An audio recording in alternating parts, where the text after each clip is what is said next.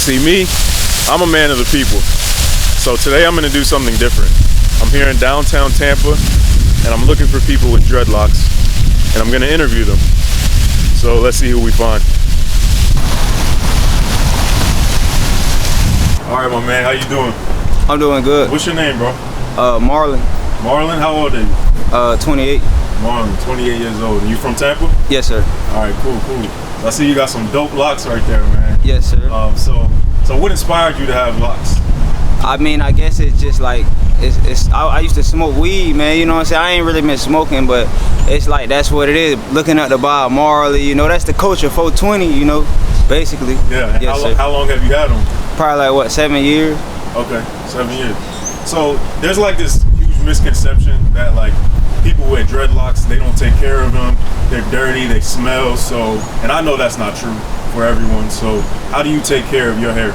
I mean, basically, like, I just feel like you gotta get a retwist at least like every month, you know what I'm saying? And like, you gotta wash them, you gotta keep them up, because if not, you know, that's like anything. Like, it's like taking a bath, washing your clothes. If you won't keep up, it's just gonna look bad. You know, you're gonna make all the people with dreadlock look bad. The whole culture gonna look bad. That's basically what it is.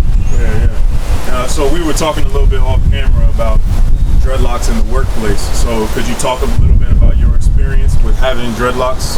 Well, see, basically, I just look at it like, you know, cause see, mine, like, they trying to mat up a little bit. I might end up taking them out, you know what I'm saying? Nope. But I just feel like you gotta be professional when it comes to the workplace. I mean, if not, they don't have to hire you. You got people with face tattoos and all that. I know that's off the subject, but you gotta like be professional when it comes to dreadlock. Even if they all matted up, if you just not professional, I mean, that's their choice. You got personal businesses, you got people who own these businesses.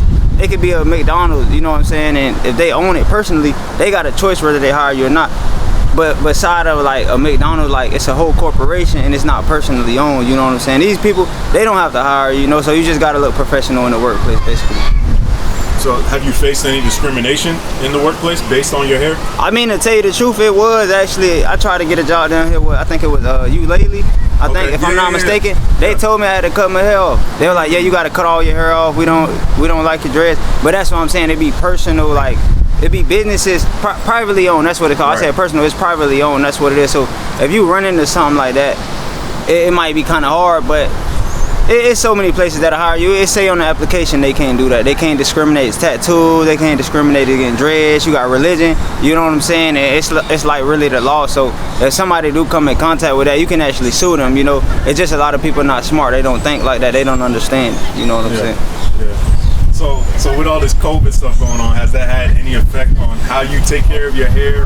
Have you thought about cutting it, anything like that? I mean, now that you telling me, you know, I'm kind of thinking about cutting it. You know, I might have to bleach it or something, man. It's COVID. People have been around me coughing and all that. You gotta keep it up.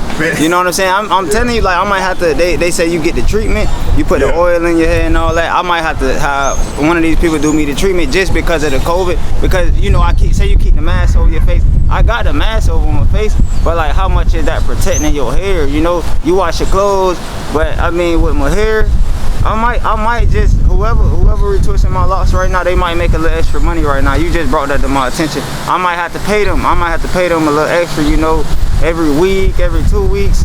I'm finna have to get the treatment done ASAP. When I get paid tomorrow, I'm finna go get this treatment done. I gotta get my locks right, man. I gotta keep my locks right.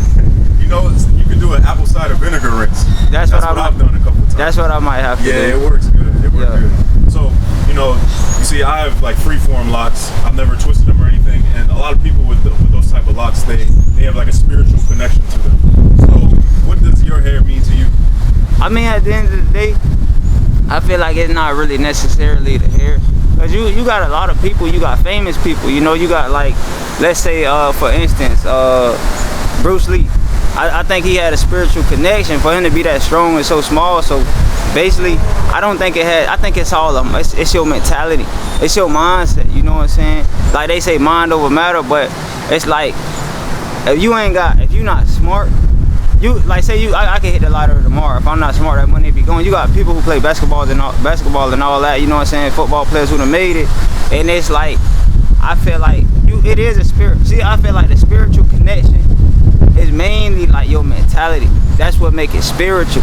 See, a lot of people misconstrue it. You got people out here with dreadlocks who out here shooting and all of this, you know what I'm saying? They watching shotters, but really what it is, it's all about what you doing with your life, because you got all type of people. You got people who don't got dreadlocks. Whatever culture you representing, it's like if you dressing like this, if this the representation that you presenting, you gonna make them look bad if you don't have it like that. I feel like it's morals, you know what I'm saying? You gotta have morals. You gotta know what's right, you gotta know what's wrong, you gotta know what's good. Cause you got all type of people with dreads, man, they listening to that Kodak Black.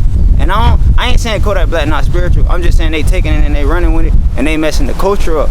Now you got all us looking bad. Now the police see us with dreads, they like, you know what? I'ma stop him.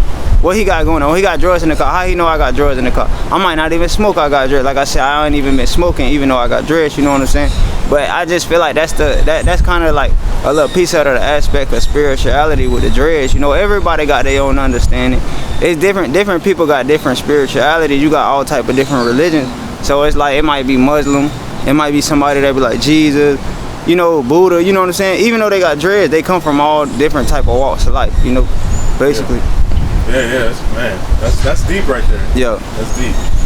Shout out to Kodak too. Yeah, shout out to Kodak. His locks look dope now. I'm telling you. He got some new growth, right? Yeah, yes sir. Yeah.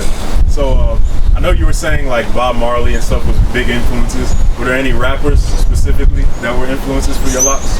I mean, like I say, Bob Marley, but see, I always listen to Lil Wayne, so that was one of the big people. Like, that's the reason I had get my locks. I was like, I'm gonna get the face tattoos and all that. But it's just like the older you get, it just change. You know, time change. You got responsibility. I can't really act like that. You know, I can't be like so much to this music. I'm like, I still got the dreads, but at the same time, I'm just happy I just took the good side instead of the bad side. You got a lot of people, they got dreads. You try to do the little interviews, you might be interviewing them in prison or jail, you know what I'm saying? Not to talk bad about them, that's the choice that they made, but that's all I'm saying, you know, like I said, different like walks of life and stuff like that. But that's who influenced me though. I can say Lil Wayne, you know, he influenced me growing up as a younger person, and then it's like the females like it too. A lot of times they be like, oh, I like your dreads, let me play your dreads. You know how that, you know how that be, man. Facts. I hear you. No, man. So Tampa has a lot of dreadheads, depending on what part you're in. So, do you ever feel like out of place when you're in an area like we are now that maybe might not be as diverse? See, a lot of times that's what I'm saying. See, people be like, oh, they like your hair, you know, like you kind of stand out, so it's not really a bad thing, you know, it's actually kind of good. And like I just feel like everybody got their own swag, you know what I'm saying, their own look. So it just kind of, I'm glad everybody look different. I'm glad everybody don't have dreads, because that'd be a problem. If they did, I have to cut mine off. It ain't good to always look the same, you know, because you can learn something from somebody else that look different. So like I say, it's good you stand out. I mean, even a lot of places, like you go in the workplace and all that, sometimes they might hire you just because of that. You got some people who try to judge you, but you got some people be like, you know what, I like his look. It might attract different like people to the job, you know, they might make more money. It's just no telling, you know what I'm saying? Yeah, individuality. Yes, sir. Yeah, that's a fact. So, how long have you had your dreads again? Probably like 7 years. 7 years, okay. Yes, sir. Same with the last guy. Yes, That's what's up. So 7 years, I know you have a bunch of experience and a lot of knowledge that you could give other people. So what is some advice that you would give somebody that wants to get locks? All I could tell them, you know, like, it's just a process. Like, you know, they be small. You like, man, when they gonna grow? Before you know it, they done sprouted up. Just like how we young and then we just grow up so quick. But I mean, I feel like it's a good feeling, you know, like I say the females like it. You got them playing, you got females playing in your hair. It's all type of experience, you know. They gonna experience. It's just a matter of time, you know. Whoever growing locks, they know what's going on. You feel me? Right. They know what it is. Yeah, you're right. Yes, sir. So, man, it's been a dope interview, man. I appreciate you. Yes, sir. So, if you got anything you want to promote, how can the people find you? I mean, like, I got a little Instagram page, like I do tattoos, Pen and Pad on Instagram, Pen and Pad 10 on Instagram. They trying to follow me, you know, they want to check out my tattoos. There's gonna be more tattoos to come. I've been doing them for a while, but if they want to find me, that's how I'm at, Pen and Pad 10 on Instagram. I ain't gonna change the name. I might just keep it like that, you know what I'm saying, forever. A lot of people switch their names up, Instagram names and all that. I'm gonna just keep it like that. so All they right, can cool. find me. Yes, Cool. sir. I'll put that in the description so that people can check you out. Yes, sir. All right, man. I appreciate you. All right, yes, sir. All right, No. hey, my man Marlon was talking facts right there. You gotta be an individual, man. I don't want to look like everybody else. That's just me. You gotta find you.